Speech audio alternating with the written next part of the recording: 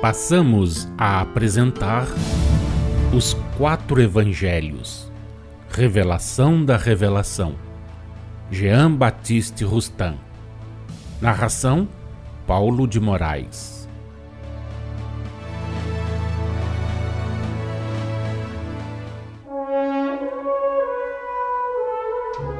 Os versículos 16 e 17 deste capítulo 9 de Mateus, versículos 21 e 23 do capítulo 2 de Marcos e os versículos 36 a 39 do capítulo 5 de Lucas encerram, como dissemos ao começar estas explicações, alegorias espíritas.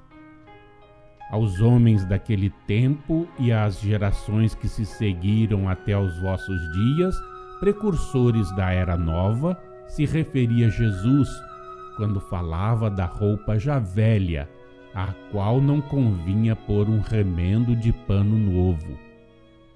Quando falava dos odres velhos, dos quais o vinho novo, rebentando-os, se escaparia, ficando um e outros perdidos.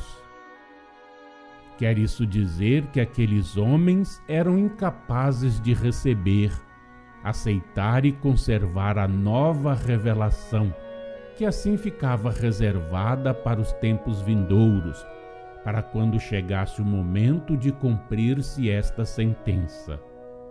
A letra mata e o espírito vivifica. Para quando os séculos e a reencarnação, que é o meio de expiação, de reparação e de progresso, houvessem preparado as inteligências e os corações de maneira a fazer deles odres novos, capazes de conservarem o vinho novo. Materiais, ignorantes, obstinados nos seus preconceitos e tradições, os homens daquela época teriam sido esmagados pelo peso de um fardo para eles onerosíssimo, tê-lo-iam alijado dos ombros, ou teriam cegado pelo brilho de tão viva luz. Convinha-lhes primeiramente a linguagem da parábola, o regime da letra, sujeita a interpretações humanas e materiais, a fim de que os necessários esforços e as constantes lutas do pensamento preparassem o advento do Espírito. O vinho novo deve ser posto em odres novos, porque assim tudo se conserva.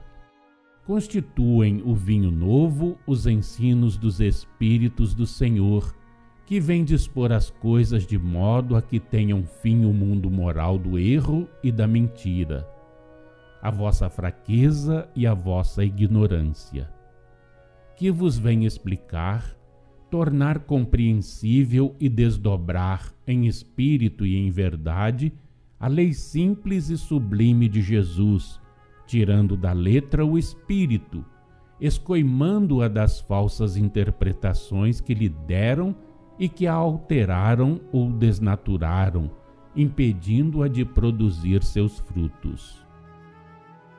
Os odres novos são os verdadeiros espíritas que recebem e praticam esses ensinamentos. São os espíritos que, purificados e esclarecidos pelo Espiritismo, farão rebentar o velho odre, incapaz de resistir à fermentação das ideias novas.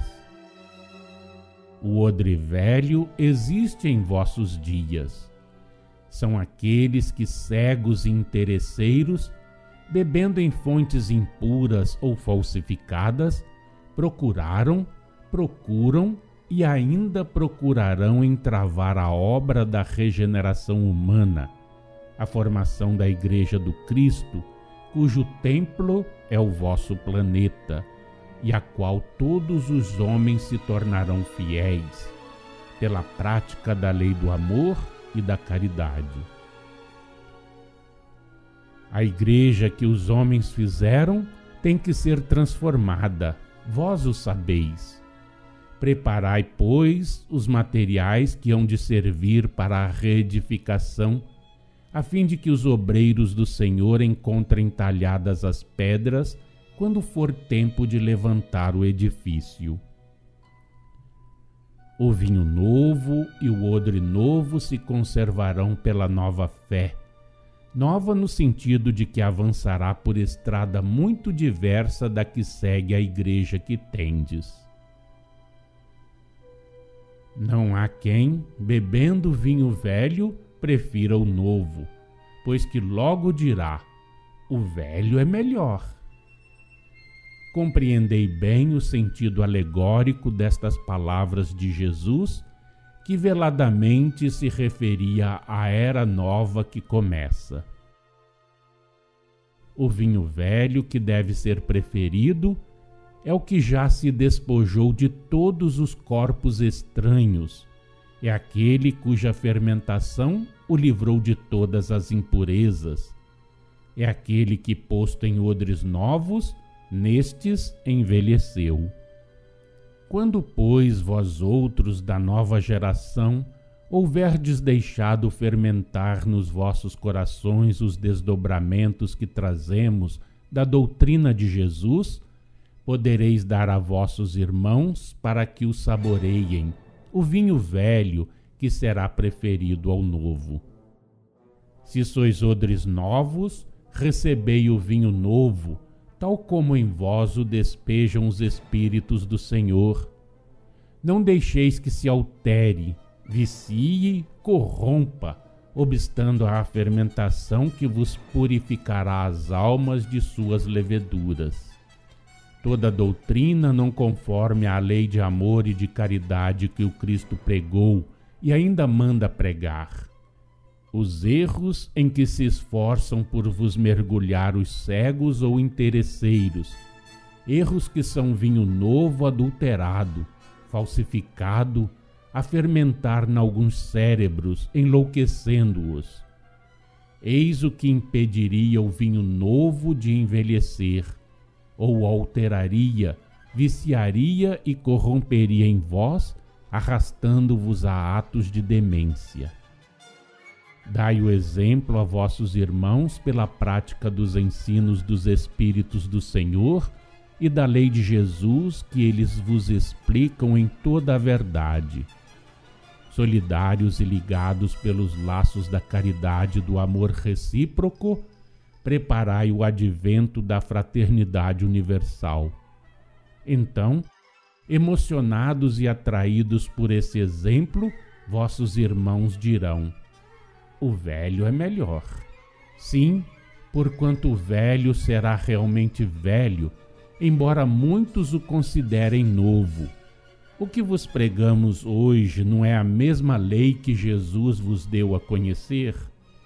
Que é o que intentamos, se não fazer-vos voltar atrás em busca desse vinho que espera que os homens o saboreiem? Ele é novo no sentido de que está hoje apropriado pela nova revelação aos vasos que o devem conter.